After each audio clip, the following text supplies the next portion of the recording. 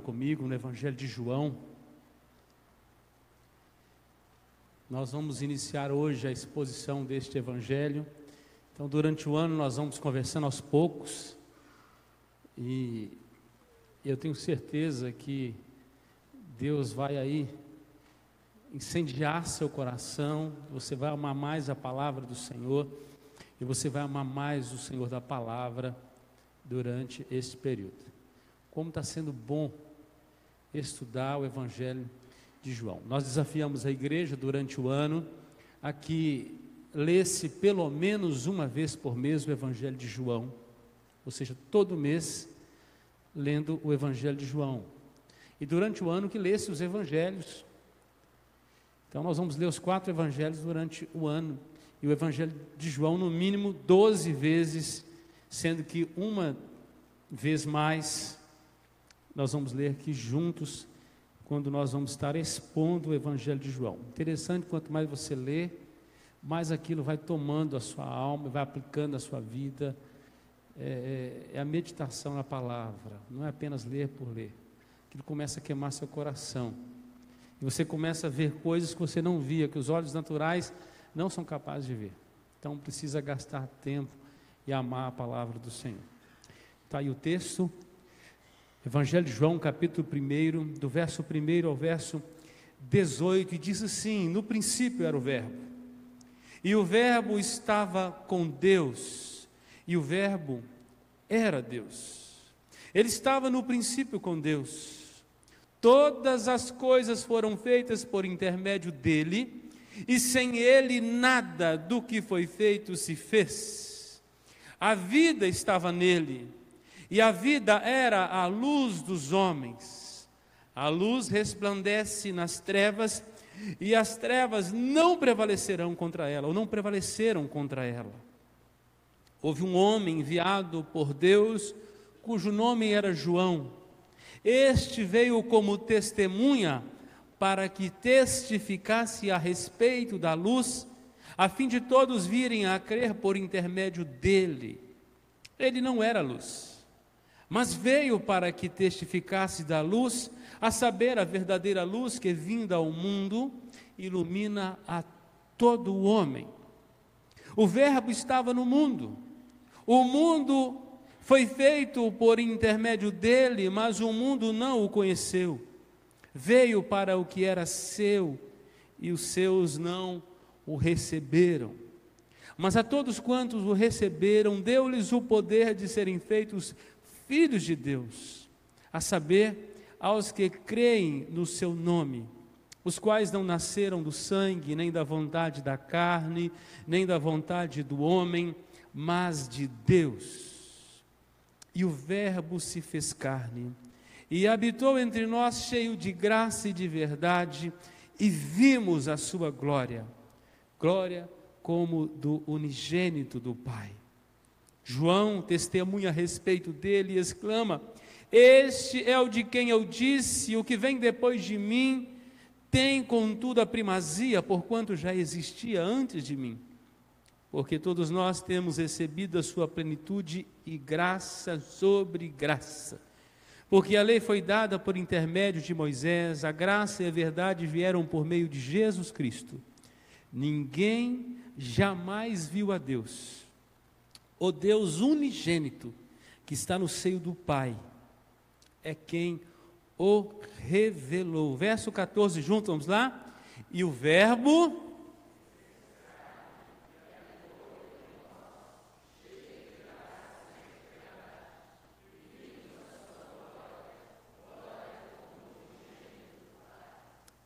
Pai, nós bendizemos o nome do Senhor, te louvamos por tua palavra lida, e pela palavra que nós leremos os próximos dias e meses, aquilo que nós vamos, ó Deus, ó Pai, compartilhar aqui. Que o teu Espírito Santo faça com que essas letras saltem, ó Deus, do texto, invadam o nosso coração, a nossa mente, ó Deus, e venham produzindo vida, adoração, transformação, no nome de Jesus. E nenhuma palavra do Senhor se perca, mas que cada uma dessas sementes do reino do Senhor, da palavra do Senhor, encontre terra boa, fértil e produza na medida do Senhor. Oramos em nome de Jesus. Amém. A revelação e a revolução da palavra viva. Esse é o nosso tema nesse primeiro bloco de texto no Evangelho de João. Mas para introduzir essa exposição dos próximos meses, é importante nós entendermos primeiro o porquê deste Evangelho, do Evangelho de João. O Evangelho de João foi escrito aí por volta dos anos 80, 90, da era cristã. João está velho, possivelmente pastoreando Éfeso, dias que antecederam ali o seu exílio para Pátimos, para a ilha de Pátimos. Então, um pouquinho antes, João escreve nesse período do imperador Domiciano. É, sem dúvida nenhuma, o último dos evangelhos a ser escrito. Consequentemente, João, ele passa a descrever no seu evangelho fatos, detalhes que não há nos demais evangelhos. É como se ele tivesse feito a leitura dos 3 primeiros evangelhos e falou assim, mas tem coisas que ainda faltou detalhes. Eu estava lá. E ele registra isso no Evangelho de João, com a linguagem mais simples, prática, uma linguagem muito amável, amigável, assim é a escrita. A autoria é João, de acordo com a tradição cristã. Embora no livro não há citação aqui do seu nome, é chamado aqui o discípulo a quem Jesus amava. No capítulo 21, versículo 23 e 24, ali mostra essa intimidade de João, esse companheiro de Pedro, de Tiago, que são os mais próximos de Jesus. O testemunho da igreja cristã é que João, o filho de Zebedeu, foi quem escreveu aí este evangelho. O propósito desse evangelho está lá no capítulo 20. Você pode até abrir comigo o versículo 30 e 31. Por que esse evangelho ele foi escrito? Não foi por acaso, não foi porque João achou bonito, mas ele mesmo diz aqui qual que é o objetivo, qual é o propósito. Diz assim, na verdade fez Jesus diante dos discípulos muitos outros sinais que não estão escritos neste livro. Esses, porém, foram registrados, para quê? Para que creais que Jesus é o Cristo, o Filho de Deus, para que crendo, tenham vida em seu nome. Então, havia um propósito de construção aqui na escrita, para gerar esperança, para gerar fé nos leitores, para que houvesse convicção de que Jesus é o Cristo, o Filho de Deus, e assim terão vida, tendo fé nele. Diferente dos demais evangelhos, Mateus, Marcos e Lucas, chamados também de evangelhos sinóticos, João dá grande ênfase em afirmar que Jesus é o Messias. Você vai ver em todo o seu evangelho que é o Filho de Deus, que é o Salvador do mundo. Esse escritor, inspirado pelo Espírito Santo, tem a preocupação de revelar o Cristo de Deus, a igreja, como aquele que já existia na eternidade. João, ele está num contexto interessante. O contexto de João é o contexto do gnosticismo que crescia. Então, João vai desconstruir as heresias da sua geração, também dentro do seu evangelho, como faz em suas cartas e no livro do Apocalipse. Então, João vai combater os viés doutrinários, heréticos da época, como o docetismo, que Jesus não tinha vindo em carne, ele era apenas uma aparência do Deus vivo, não era o Deus verdadeiro. Então, João combate isso também no seu evangelho. Ele vai mostrar a existência de Jesus na eternidade, coigual com o Pai, a encarnação viva de sua palavra e de sua bondade. Quem vê Jesus, vê a palavra. Quem vê a palavra, vê o Pai. E embora João tenha omitido em seu evangelho alguns detalhes, por exemplo, é o único evangelho que não fala do nascimento de Jesus. Você sabia disso? Não fala da tentação no deserto. Mas, em compensação, ele descreve outros detalhes, por exemplo, as bodas de Caná. Quantos sermões eu já preguei em casamento nesse texto, né? Bodas de Caná. É o que vai falar da mulher samaritana, vai falar da ressurreição de Lázaro. Não tem nos outros evangelhos. O modo como Jesus lavou os pés dos seus discípulos. E nenhum outro evangelho há uma descrição tão viva sobre o Espírito Santo. Do capítulo 14 ao 17, inclusive ali a grande oração sacerdotal, a intercessão de Jesus pelos seus discípulos, está ali. Toda a doutrina do Espírito Santo está revelada neste evangelho. Toda a descrição do papel do Consolador. Então, mesmo que ele tenha deixado de tratar de alguns detalhes, tendo em vista que já tinham sido tratados nos demais evangelhos, João relata aqui. Uma das coisas também, alguns outros detalhes, né? Tomé, só tem voz aqui, no evangelho de João. Só aparece aqui. André adquire personalidade real aqui. Natanael, Filipe, né? Falando um pouquinho do caráter desses homens. A indignação de Simão, de Judas, quando Jesus é ungido em Betânia, é mencionado todos aqui no Evangelho. E mesmo com tantos detalhes, esses pequenos toques que João vai trazendo edificação para a igreja, mostrando que ele acompanhou de perto o ministério do Senhor Jesus. Quem escreve é um apóstolo que andou com o Senhor Jesus, aquele que reclinava a cabeça sobre o peito de Jesus, que tinha uma profunda comunhão, e mostrando o ministério de Jesus, um ministério de poder, um ministério de autoridade. Você vai ver isso o tempo todo no Evangelho de João. No Evangelho de João, uma das questões que João menciona muito é sobre a divindade de Jesus. Sendo homem, ele é divino, e ele levanta essa tese em todo o Evangelho.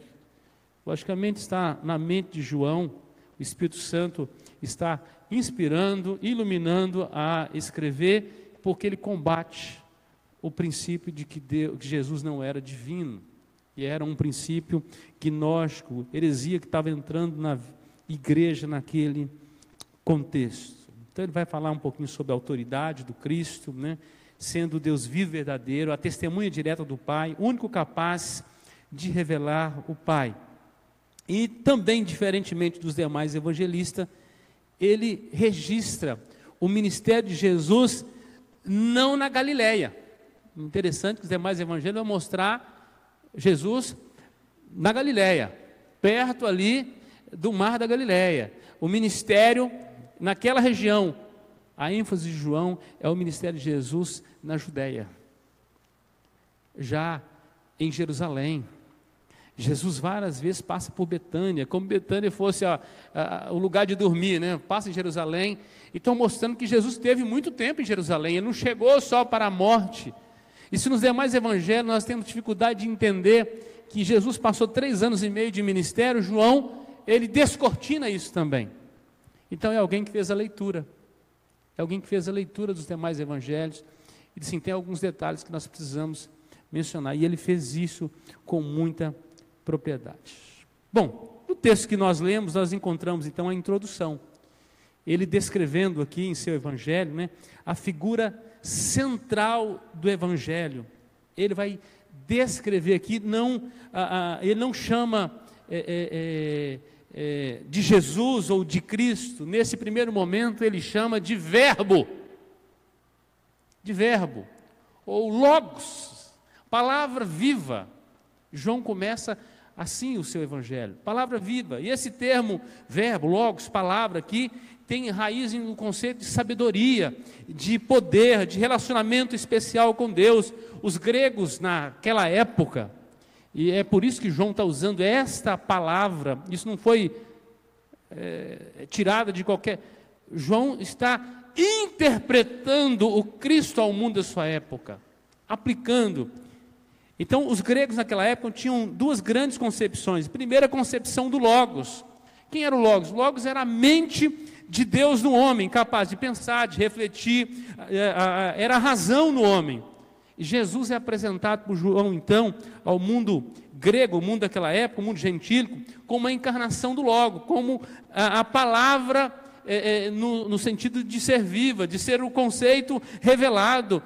João humaniza a palavra de Deus. Ele pega o que seria um conceito e transforma isso numa realidade na vida do seu leitor. E ele vai falar dessa identificação que Cristo tem conosco, se fez carne, saiu do mundo das ideias e habitou entre nós. O mundo filosófico naquela época, o mundo grego, ele caminhava em dois mundos. O mundo daquilo que era apenas sombras pálidas de uma realidade, de algo verdadeiro, e assim se vivia, era o mundo dos viventes, e o mundo real, onde ninguém vivia. O mundo perfeito.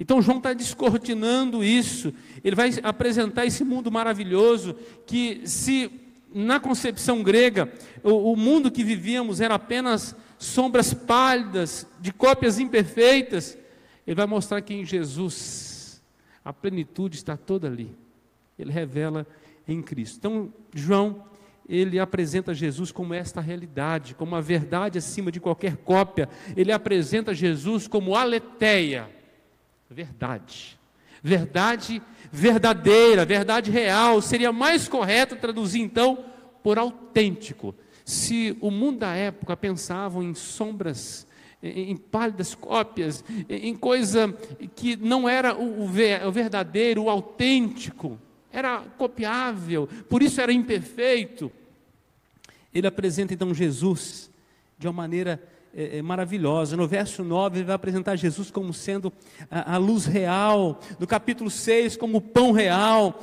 no capítulo 15 como a videira real, a videira verdadeira, no capítulo 8 como o julgamento real que pertence somente a Jesus, no capítulo 14 como a verdade mais verdadeira. Eu sou a verdade,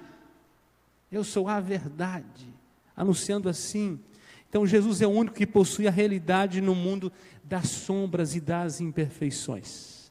Então é dessa maneira que João apresenta. No tempo de João, qualquer homem podia entender suas palavras, onde a revelação é a nota principal. João está descortinando o mundo para os seus leitores, mostrando quem é o Cristo, quem é o Messias, quem é este carpinteiro, de fato, de sombras pálidas para uma realidade. O aspecto diferente é que o Logos também é o Filho do Pai. Esse é o descortinar, que se encarnou a fim de revelar Deus plenamente ao mundo. E diz que o Verbo se fez carne e habitou entre nós, cheio de graça, de verdade. E vimos a sua glória, como do unigênito do Pai. No verso 18 diz assim: ninguém jamais viu a Deus, o Deus unigênito que está no seio do Pai, a quem o revelou. Então está dizendo, quer conhecer o Pai, tem que conhecer o Filho, tem que conhecer a Jesus. Assim, o aspecto mais importante do Evangelho é registrado nessa primeira parte, nessa primeira porção introdutória. Entendendo ela, o Evangelho desenrola diante da gente, a gente começa a entender os detalhes. Então João destaca aqui, na introdução, a revelação e a revolução da palavra viva em pelo menos 3 aspectos. Isso que eu queria aplicar em nossas vidas nessa noite. Em primeiro lugar, João destaca a revelação e a revolução da palavra viva quanto à sua pré-existência. Verso 1 e 2 diz: no princípio era o Verbo estava com Deus, e o Verbo era Deus. Ele estava onde? No princípio com Deus. No princípio, no começo de todas as coisas. A exemplo do Evangelho de Marcos, que começa falando do princípio, e Gênesis capítulo 1, que também, versículo 1, que fala de princípios, de começo. João traz a ideia de que princípio aqui está diretamente, ou foi ligado ao princípio da criação e ao princípio de quem cria todas as coisas, Cristo. Cristo. Esta é a visão da existência do Jesus Deus, antes do mundo, antes que o mundo existisse.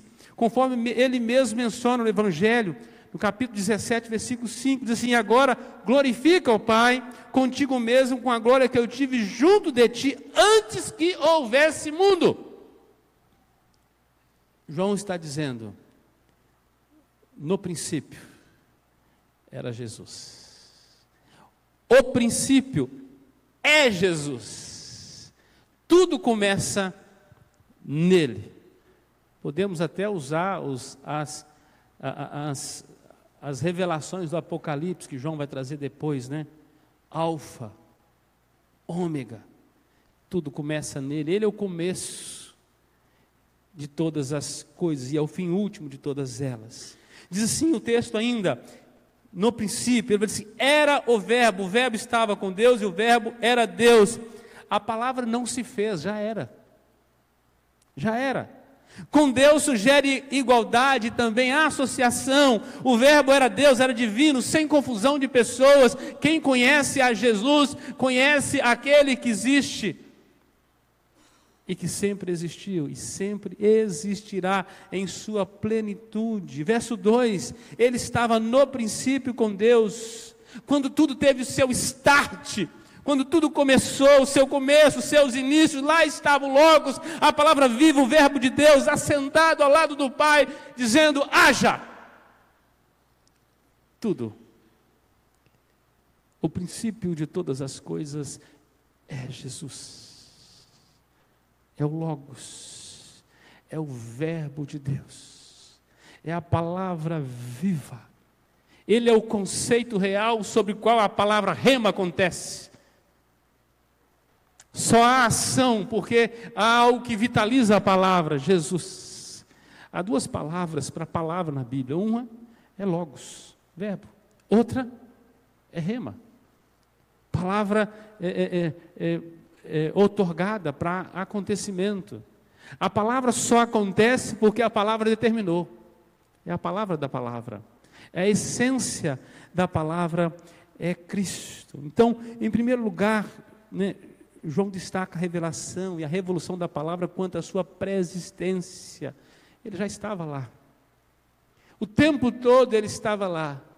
Quando nada existia lá, ele estava. O átomo inicial de todo o universo está no Logos. Tudo se reproduz em seu DNA. Ele é pleno. Ele é completo. Ele é perfeito, Ele é o portento que potencializa todas as coisas. Só há sentido na vida para quem está nele. Ele descortina a nossa existência. A semente dele está em nós, diz que foi colocada em nós, nosso coração, a eternidade. Como discernir a eternidade sem conhecer a essência? É por isso que quando nós temos um encontro com Cristo, a nossa vida descortina. A propósito, não há propósito fora dele.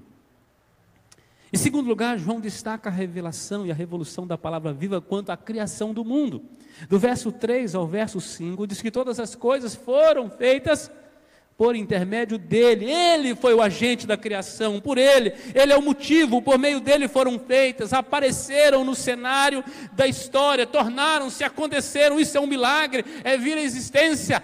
Tem que ser nele, tudo nele. Todas as coisas aqui incluem a totalidade da matéria, da existência, mas considerada aqui como seu status individual e não universal, ou seja, cada detalhe, cada parte, cada partícula, cada átomo, do menor ao maior, do mais simples ao mais complexo, tudo é desencadeado pelo Logos. Pelo Logos. O que João está fazendo? Ele está destruindo os conceitos gregos sobre o Logos. É muito mais. Não é sombra, é perfeição. Não é um arremedo, é a essência real.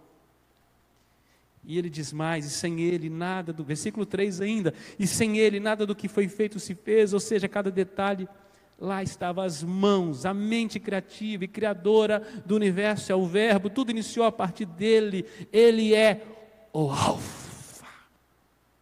O Alfa. Se nos criadores aí de bovino, tem lá o garanhão, o sangue puro, aquele touro que reproduz, o Alfa, símbolo. Se for em Uberaba, por exemplo, lá, temos lá que vale milhões, né? É o sujeito que dá qualidade ao rebanho inteiro. Não é nada perto do nosso Alfa, Cristo. Cristo. Ele é o Alfa, início bom de todas as coisas. Sem Ele não há inícios. Sem Ele não há inícios. Quando é que a gente começa a nossa vida? Como é que conta a história? A partir de Cristo. A partir de Cristo. Interessante que a Bíblia diz que na plenitude dos tempos Deus enviou o seu Filho. Querendo ou não, judeu ou não judeu, a história se divide entre antes dele e depois dele. Ele é o início da história, ele é o meio da história e ele é o fim da história. Verso 4, a vida estava nele, a vida era a luz dos homens, a vida estava nele, não simplesmente através dele, ele é a vida ativa, ele é a vida ativa, que ativa o que está inerte, morto, sem vida, sem fôlego, sem vitalidade. Ele é a vitalidade primária de todos os seres, a vida real, genuína, o embrião máter, pleno e absoluto de todas as coisas, Jesus. Tudo foi criado a partir dele, e sem ele nada do que foi feito se fez. Meus irmãos, isso destrói todo o fatalismo ensinado nas escolas com a teoria da evolução. Tudo. O universo tem um princípio, sim, e o princípio ativo se chama Jesus, o Verbo de Deus. Ele mesmo diz em João 14,6, eu sou o caminho, eu sou a verdade, eu sou a vida. A vida, o resumo de vida é Cristo. Não há aqui diferença, porque aqui é singular. Há afirmação. Em João 11,25 diz, eu sou a ressurreição e a vida, quem crê em mim ainda que morra, viverá. E para mostrar que Ele é a vida, Ele ressuscita mortos. Ele dá vida ao que está morto. Ele que faz levantar um exército. No Antigo Testamento, em Ezequiel 37, é o Espírito de Cristo que profetiza para que haja vida naquele exército. Aquilo que está morto recebe vida em Cristo. Ele é a essência. Interessante que o Evangelho de João vai mencionar o tempo todo. Ele é a vida. Ele é a vida, não há vida fora de Cristo. Como vida, a palavra então comunica luz, comunica conhecimento aos homens. A vida do Verbo é quem tira o homem das trevas, da escuridão humana. Quem não tem Jesus permanece em trevas. Permanece em trevas. A luz é aqui a representante máxima da verdade, daquilo que é a realidade mais pura. Se nós saímos de um mundo de sombras, de algo imperfeito, e nós caminhamos por um mundo de perfeição, um mundo de luz, só encontramos na pessoa de Jesus. Verso 5, a luz resplandece nas trevas, e as trevas não prevaleceram contra ela. As trevas são, em primeiro lugar, morais. Tem a ver com a situação do homem sem Jesus. O homem sem Jesus, ele anda em trevas. E tudo que ele faz são atos de trevas, atos pecaminosos, atos feitos nas escuras. De maneira oculta, tudo aquilo que se torna secreto, oculto, tem a ver com pecado, com trevas. Que se faz às escondidas. Amados, nem todos têm a vantagem da luz. Aquele que ainda não recebeu a Jesus Cristo como Senhor e Salvador permanece em trevas, mas nós que já recebemos a Jesus, nós temos uma vantagem, porque nós andamos na luz, as nossas obras são obras da luz, ou pelo menos deveria ser. Veja o que o próprio Jesus disse no capítulo 3, verso 19. O julgamento é este, que veio a luz ao mundo, os homens amaram mais as trevas do que a luz, porque as suas obras eram más, obras feitas fora da luz, nas escuras. Onde é que as pessoas preparam para pecar? São as escondidas, são as horas secretas, são os quartos fechados, são atrás das telas, as pessoas que escondem de senhas, que camuflam a vida que não vivem, ou que não é a verdadeira vida. Como é que se dissipa as trevas? As trevas só podem ser dissipadas com a luz. Sem a luz do Evangelho, o mundo permanece em trevas. Só tem um jeito de mudar a nossa nação, é pelo Evangelho. Não tem outro método. Não tem outro método. O mundo permanece moralmente caído em escuridão, sem poder de caminhar em segurança e sem possibilidade de salvação. Somente a luz do Cristo, o mundo se resplandece. É uma das ênfases de João. Terceiro, João também destaca a revelação e a revolução da palavra viva quanto à sua identificação conosco. Aleluia, louvado seja Deus. Apesar de ser isso tudo, e muito mais, Ele olha para nós com graça. Ele se identificou conosco. O verso 6 em diante, assim, houve um homem enviado por Deus, cujo nome era João, e ele veio para testemunhar, ele veio para testificar. João agora passa a destacar a missão de João Batista, um João falando de outro, o precursor de Jesus, aquele que veio para preparar o caminho. Houve, ou seja, apareceu no cenário, de repente alguém vem na história, para fazer uma leitura da história, e para dizer, está chegando a hora,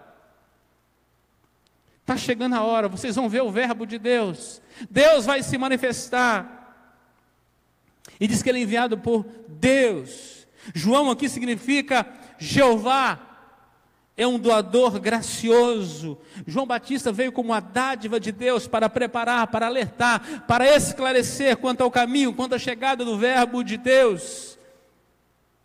É alguém que veio dizendo, ele está chegando, ele está vindo. Hoje o João Batista da história da igreja, nós pregamos e dizemos, ele está voltando, o rei está voltando. Preparação. Quem estava fazendo as suas atividades normais, casando-se, dando-se em casamento, tocando a vida de maneira ordinária, esquecendo do reino de Deus, de repente alguém está dizendo, o reino de Deus está próximo. Arrependei-vos, arrependei-vos. Pregação de arrependimento. E até no deserto as pessoas vão atrás dele. Multidões. Incomodou o mundo da sua época, dizendo, o verbo está chegando.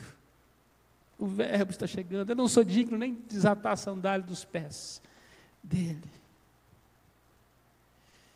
Diz versículo 7 e 8, este veio como testemunha para que testificasse a respeito da luz, a fim de que todos virem a crer por intermédio dele.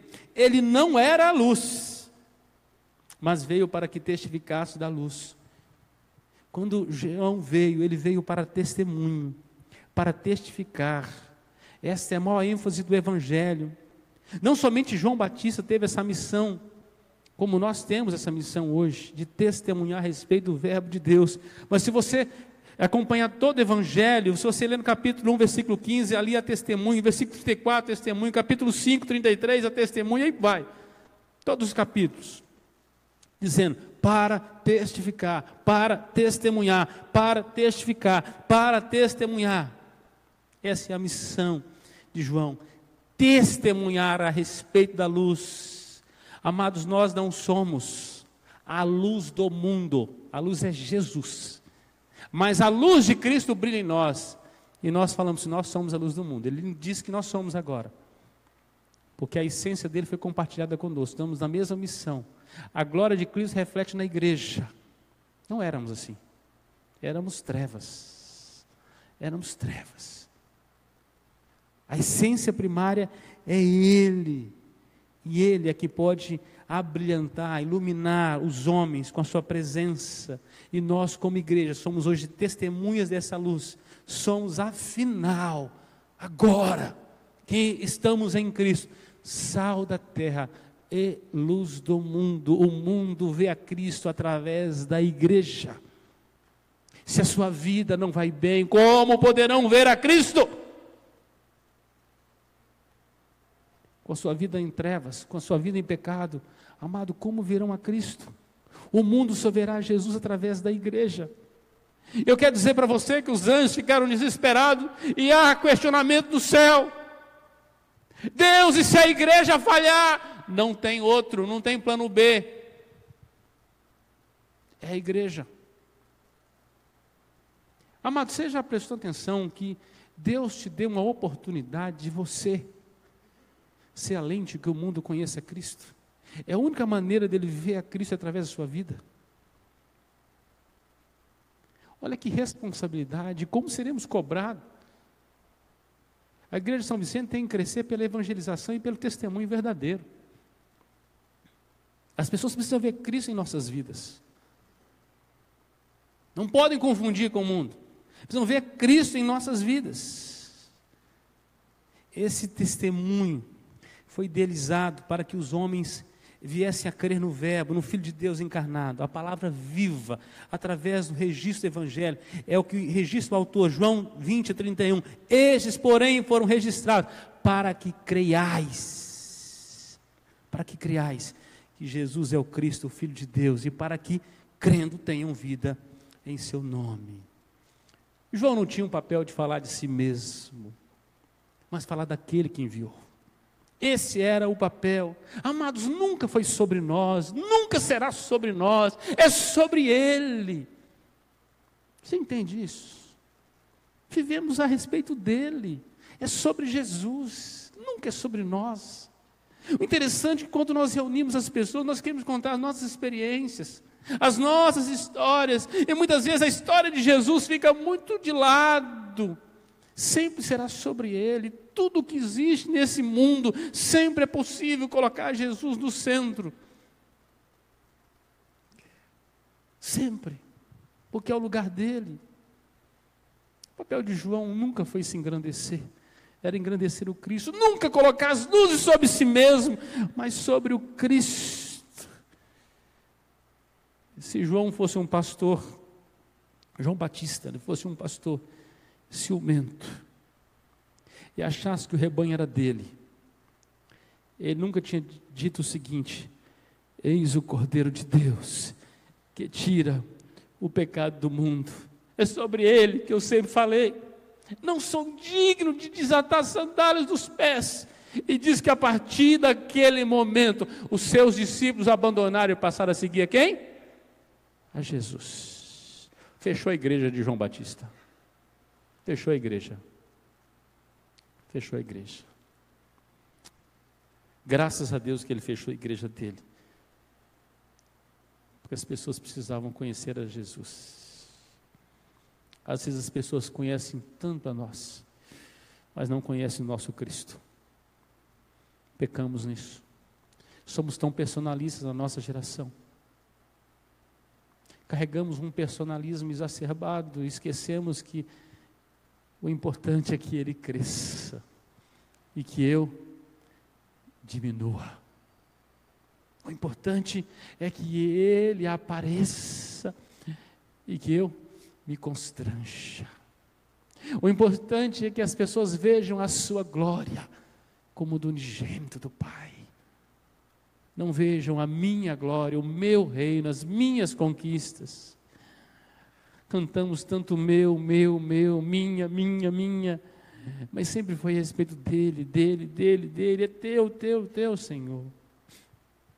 A saber, versículo 9, a verdadeira luz que vindo ao mundo ilumina todo homem, a luz verdadeira não transforma João em uma luz falsa, mas revela que João só tem luz porque está próximo da luz verdadeira. Entendeu? Você só brilha porque Cristo brilha em você. Longe de Jesus, você está em trevas. Não há luz. Não há luz. É uma luz. João Batista entendeu isso. João 3,30.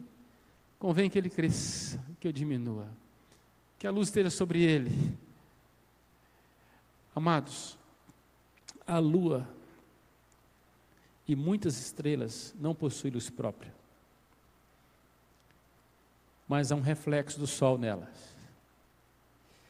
Por isso nós conseguimos ver o destaque nelas. Tudo que nós temos é reflexo do Cristo. Quanto mais de Cristo em nós, mais a glória de Cristo se manifesta. Através da presença, da sua presença entre os homens, o Logos traria então uma iluminação superior àquele que fora proporcionada aos homens antes de sua vinda, pois nele reside a plenitude de Deus. É olhando para o Logos que as pessoas veem o Cristo, ou olhando para o Logos que vem Jesus em nossas vidas. Verso 10 e 11, o verbo estava no mundo, o mundo foi feito por intermédio dele, mas o mundo não o conheceu. Veio para o que era seu, mas os seus não receberam. Veio para o que era próprio dele, peculiar. A luz era verdadeira e resplandecente, mas a acolhida dela foi desastrosa. O convidado da festa primária, a razão da celebração, foi esquecido. Foi esquecido. Os gentios não receberam porque não conheceram. Os judeus o ignoraram. Aqueles que era próprio, que esperavam, era o povo dele. As profecias eram a respeito dele. Não perceberam, ignoraram dele ser o Cristo e não receberam a luz. Mas o versículo 12 e 13 é maravilhoso. Mas a todos, vamos ler juntos? 12 e 13, vamos lá? Mas a todos...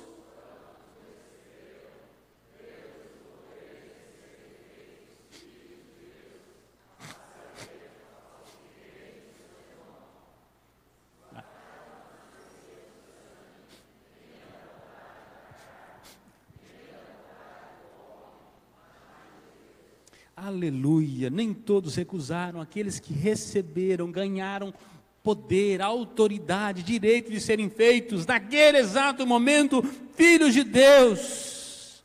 Aqueles que são descritos aqui como aqueles que creem no seu nome, na pessoa de Jesus. Veja o que diz João 20:31, foram escritos para que isso acontecesse, para aqueles que recebessem esta palavra, e crendo, tivessem vida em seu nome, os quais, diz o texto, não nasceram do sangue, nem da vontade da carne, nem da vontade do homem, de Deus. Não é um processo natural que traz pessoas do mundo, não é do sangue, literalmente aqui, não sugerindo que haja uma corrente sanguínea de pai para filho, que faça desse ser filho de Deus. Não é nesse caminho, nesta proporção.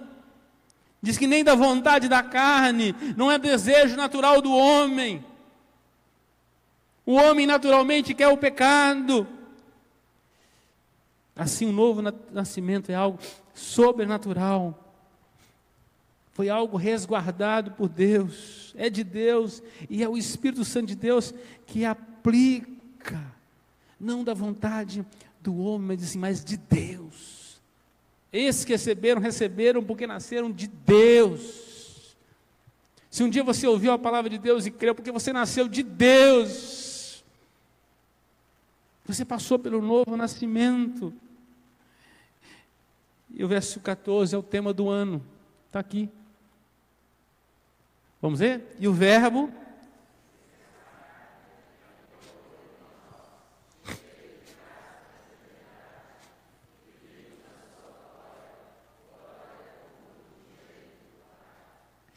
Antes que a fé possa produzir o novo nascimento, deve haver um objeto sobre o qual repousar, tal como a encarnação do Verbo, o Filho de Deus. Onde depositar a fé? Em quem?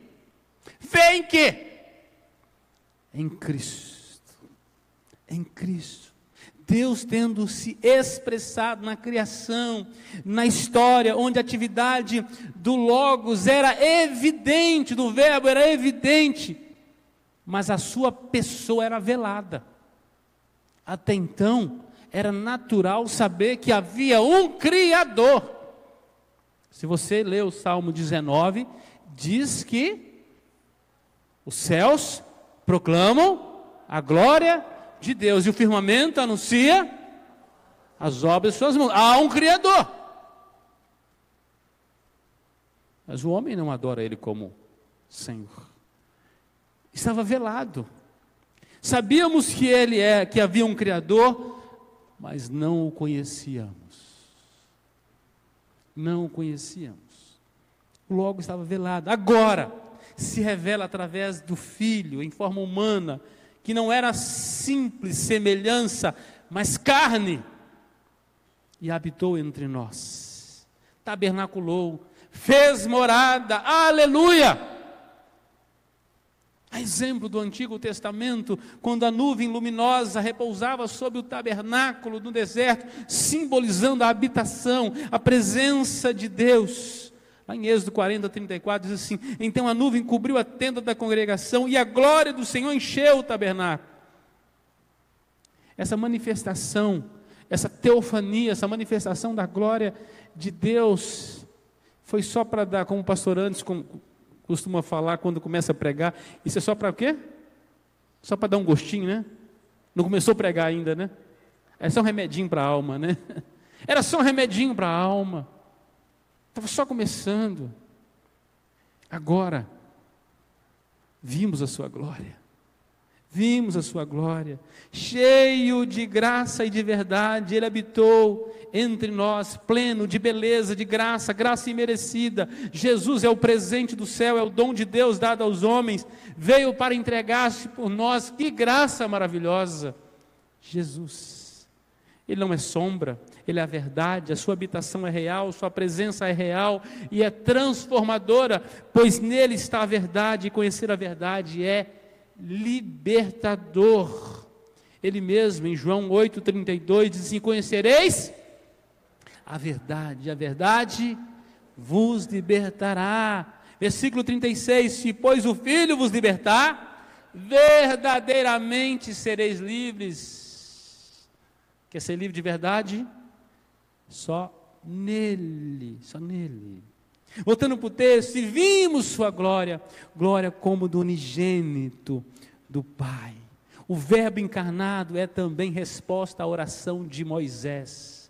Sabe qual é a oração de Moisés? Está lá em Êxodo 33, 18. Então ele disse: rogo-te que me mostres a tua glória. E João vai narrar. Nós vimos a sua glória. Glória como do unigênito do Pai. Aleluia. 1600 anos para ter uma resposta de uma oração que Moisés não pôde ver. Mas aqueles que viveram nos dias de Jesus viram a sua glória. Uma glória humanizada. Uma identificação total conosco. Versículo 15, João testemunha a respeito dele e exclama: este é o de quem eu disse. O que vem depois de mim tem contudo a primazia, porquanto já existia antes de mim. João exclama, ele berra, ele grita alto, chora para que o seu testemunho seja conhecido. Jesus veio depois de João, mas ele é antes de João.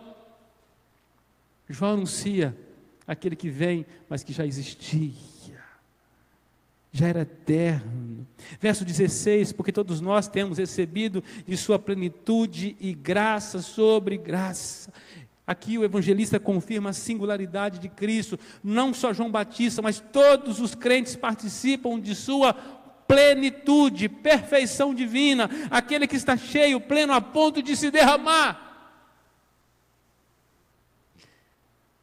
Amado, se há escassez em sua vida, é porque você não tem bebido da fonte da água da vida, não tem provado do pão do céu. A sua vida está rasa na sua devocional e na sua vida com Deus. Porque a água de Jesus, ela sacia o mais sedento. A samaritana vai à fonte buscar água, e Jesus disse: olha, a água que eu vou te dar, filha, nunca mais você vai precisar buscar desta água. Ela disse: dá-me desta água, porque ela vai jorrar rios de água viva. Não é cisterna rota, não é um copo d'água, é plenitude. E dizer mais ainda, no versículo 14, voltando lá, diz que ele habitou entre nós cheio de graça. João agora vai dizer assim: ele nos deu plenitude e graça sobre graça. Quem é bom de matemática, coloca o quadrado aí e multiplica. Dá para calcular a graça divina? A graça divina pura dá para calcular? Dá para colocar num recipiente, guardar? A graça do Senhor cobriu a multidão de pecados. O favor de Deus é tão grande, que é como se Jesus morresse por nós todos os dias, eternamente. É graça. Um favor que nós não merecemos. Impagável. Impagável. Graça sobre graça, uma manifestação acumulada sobre a outra. É muita graça, é uma graça imensurável, é uma verdadeira plenitude, se derrama sobre nós. Dá para você entender o amor de Deus? João está dizendo, porque nós temos recebido da sua plenitude, e graça sobre graça, porque a lei foi dada por intermédio de Moisés. A graça e a verdade vieram por meio de Jesus Cristo. Assim como Cristo Jesus ultrapassou a João, assim também foi superior a Moisés. Ambos trouxeram algo de Deus, mas um trouxe a lei que condena. Isso foi o que Moisés pôde trazer. A outra, graça que redime da lei. Verdade esta, que sugere uma realidade da revelação divina de Cristo, algo muito maior. É o descortinar de Deus, é o mostrar o seu Filho. E ele conclui o versículo 18 nessa porção: ninguém jamais viu a Deus. O Deus unigênito que está no seio do Pai é quem o revelou. Estava guardado as 7 chaves. Hoje, nós não podemos esconder mais o Cristo. Não podemos mais esconder o verbo de Deus, porque ele já se revelou. Há muitos crentes que estão ocultando Jesus em suas vidas, em seu caráter, em suas palavras, em seu testemunho. Estão querendo esconder a glória de Jesus, encobrir a glória de Jesus. Interessante que Teofanias nunca revelou a sua essência. O Antigo Testamento é cheio de teofanias, manifestações visíveis da glória divina. Seja a sarça, que ardia e não se consumia, seja uma aparência de anjos, as nuvens, a nuvem ou a coluna de fogo, presenças da glória divina, a própria arca do concerto. Isso mostrou o poder de Deus, mas nunca revelou o Cristo, a essência de Deus, a essência de Deus. E assim ninguém viu a Deus. João vai dizer: ninguém jamais viu a Deus, o Deus unigênito, que está no seio do Pai, que conhece o Pai, é quem o revelou. O Filho unigênito de Deus é quem revela. Aquele que está no seio do Pai é quem dá a conhecer. E a missão do Filho foi declarar e revelar o Pai. O Pai. Então quem é Jesus? Jesus é o maior intérprete da história. Jesus é o maior intérprete do universo. Porque na linguagem a respeito do conhecimento de Deus, ele interpretou ao homem quem é Deus. Quer conhecer a Deus? Tem que conhecer o Logos. Tem que conhecer o Verbo de Deus. Tem que conhecer a palavra viva de Deus. Veja o que o escritor de Hebreus, vou pedir para o Caio colocar aí, ou quem estiver lá, Hebreus capítulo 1, do verso 1 ao verso 4. Eu quero encerrar com estes versos. Hebreus, é isto, vamos ler juntos, vamos lá. Havendo Deus outrora falado, muitas vezes, aos pais pelos profetas, nestes últimos dias, nos falou pelo Filho, a quem constituiu herdeiro de todas as coisas, pelo qual também fez o universo, Ele que é o resplendor da glória e a expressão exata do seu ser, sustentando todas as coisas pela palavra do seu poder, depois de ter feito a purificação dos pecados, assentou-se à direita da majestade nas alturas, tendo se tornado tão superior aos anjos, quanto herdou mais excelente nome do que eles, havendo Deus outrora falado, muitas vezes, diversas maneiras, nesses últimos dias, nos falou pelo Filho. E através do Filho que o Pai se revela. Quero concluir esclarecendo 3 coisas. Primeiro, que Jesus, o Verbo, o Logos, o Filho de Deus, já existia antes de tudo e sempre existirá, independente de eu ou você crer nele. Ele continuará existindo. Sombraceiro, glorioso, pleno, pungente, imenso. Ele é o Deus revelado. Ele é o Deus vivo. Ele é a palavra viva do Pai.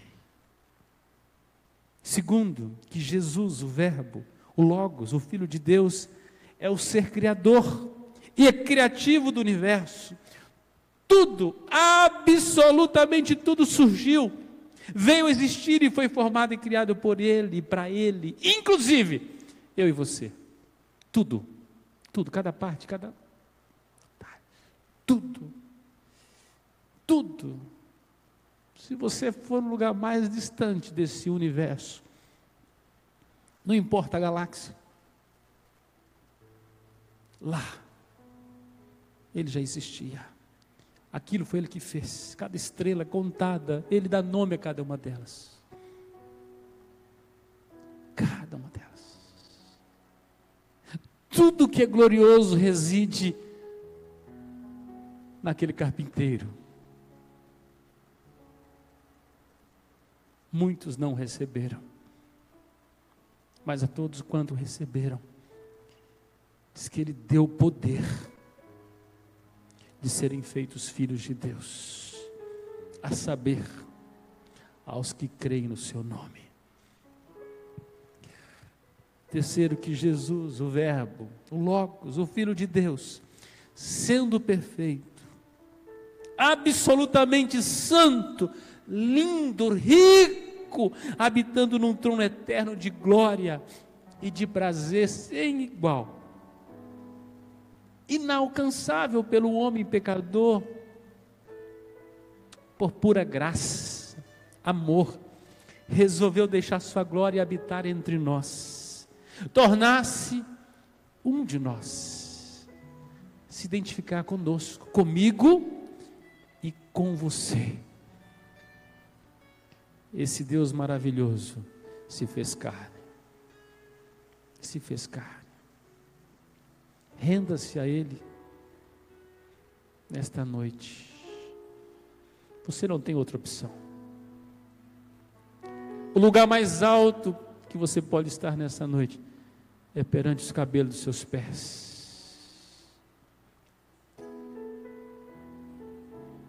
Ninguém teve glória maior do que aquele coxo que recebeu o Filho de Deus.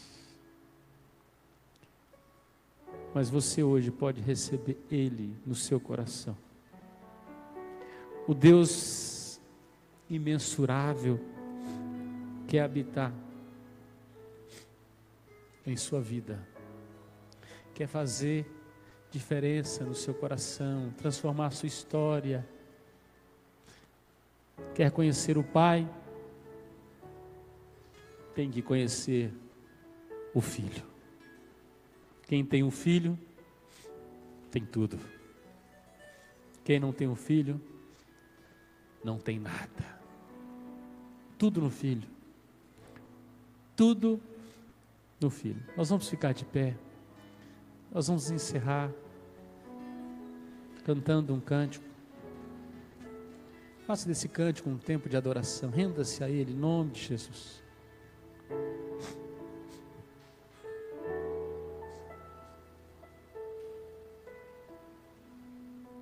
Não há nada no mundo maior que o meu Deus.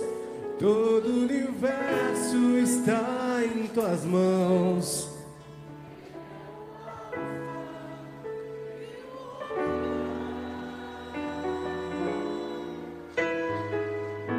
Os teus olhos de graça estão sobre mim. Ele se importa e me conhece bem. Ele é o Deus da minha vida.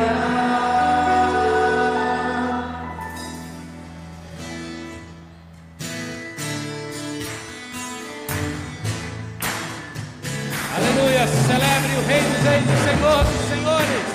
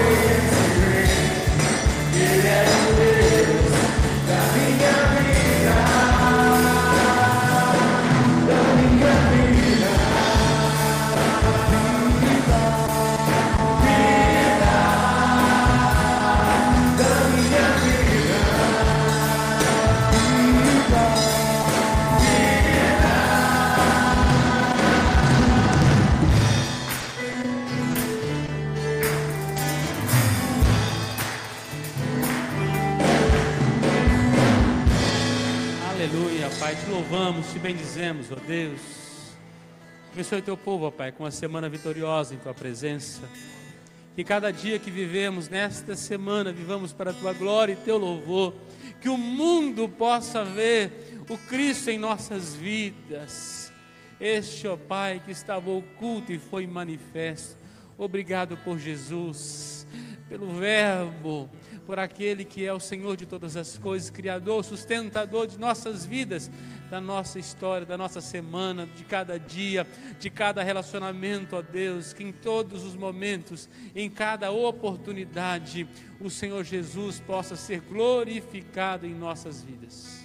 Amado irmão, ide em paz, que a graça do Senhor Jesus que nos salvou, o amor de Deus, o nosso Pai que enviou seu Filho, o Verbo de Deus, que habitou entre nós cheio de glória, e o seu Santo Espírito da promessa, que repousa sobre nós, com a sua consolação, com a sua comunhão, venha edificar seu coração, permanecendo firme você até a volta do Senhor Jesus. Amém e amém. Segunda, terça, quarta, quinta, sexta, sábado, Jesus está em cada dia desses. Você pode vencer todos os dias. Amém? Boa noite, boa semana para você.